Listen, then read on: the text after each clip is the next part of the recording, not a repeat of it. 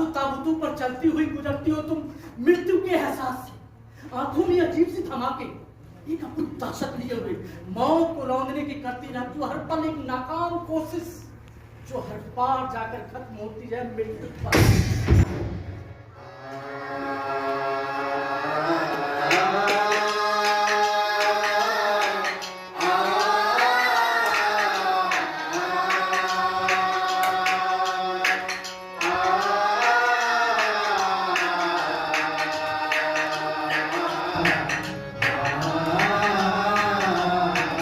चाहत की दिलों बदल रही है धीरे धीरे पीड़ा और बेता के तूफान में, और तुम थिरक रही हो मन ही मन त्रास दिया चाहत के भुजंग पर। ये तुम्हारे साथ ना चुकी है उन मरी हुई मारी गई अजन्मे परिंदों सी छोटी छोटी बच्चों की आत्माएं। खुद रोशन होती है मोहब्बत की मशाल तुम्हारी आंखों में, पर ये क्षण भर की खुशी होती है क्योंकि तुम्हारे लिए तो हर दिन होता है डे ऑफ द डेथ। कुछ औरतें ने कुएं में कूद कर जन्म दे दी अपनी इच्छा से, कुछ बलात्कार के कारण, कुछ दहेज के कारण मारी गई, ऐसा पुलिस के रिकॉर्डों में दर्ज है। कुछ चिता पर जलकर मरी है और कुछ इसी तरह से मारी गई, जो धर्म के किताबों में लिखा हुआ है।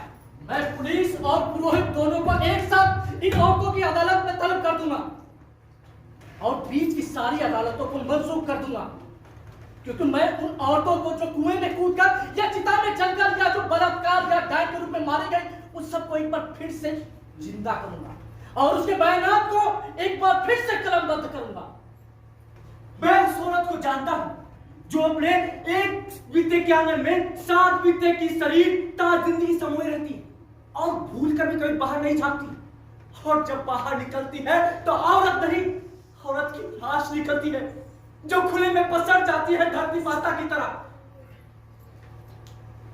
एक औरत की लाश धरती माता की तरह होती है दोस्तों, जो खुले में फैल जाती है थानों से लेकर अदालतों तक। इतिहास में वह पहली औरत कौन थी जिसे सबसे पहले जलाया गया? मैं नहीं जानता, लेकिन वह जब जो भी होगी वह मेरी मां रही होगी। पर मुझे चिंता उस भविष्य की आखिरी औरत की है जिसे सबसे अंत में जलाया जाएगा। मैं नहीं जानता है, लेकिन जो भी होगी वो मेरी बहन होगी और मैं यहां नहीं होने दूंगा, नहीं होने दूंगा, कदापि नहीं होने दूंगा।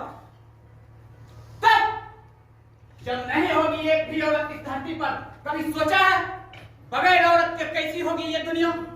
क्या महसूस कर सकेगा कोई तितलियों से भी ज्यादा कोमल, ज्यादा मखमली का स्पर्श?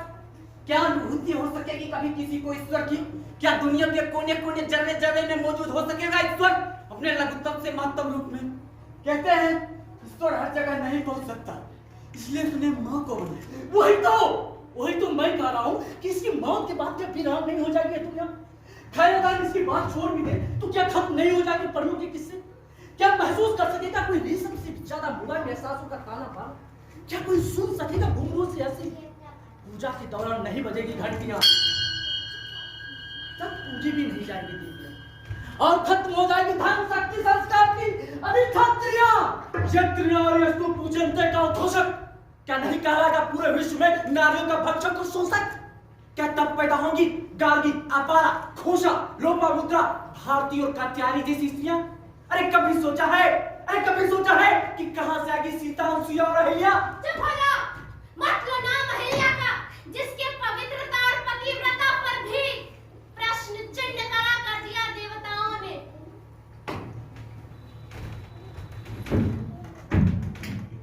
मध्यरात्रि की नीरवता उस पर थी स्तब्ध हुई जब देवराज की कामुकता संकट पर उपलब्ध। मुझे विचित कर पाता हुआ इतना कहां बल था, देव परंपरा का साक्षी बन उसने अपनाया छल था। अरे उसकी दुराग्रही कामुकता जब द्वारे पर सरगोशी थी, सम्मान में ऋषि इच्छा की पली चढ़ी मेरी खामोशी थी। एक निष्ठ में रही सदा, एक रिष्ट में रही सदा, अपनी दाम्पत्य में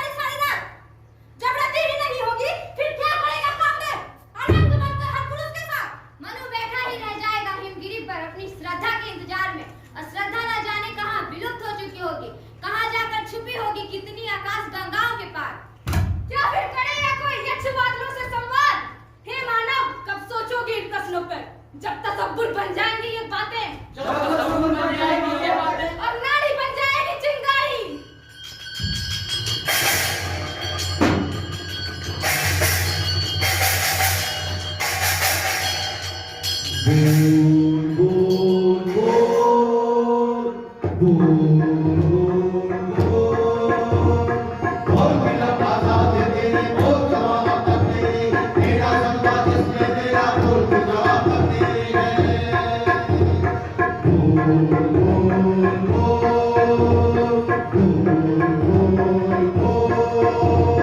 बोल मेरा आजाद तेरे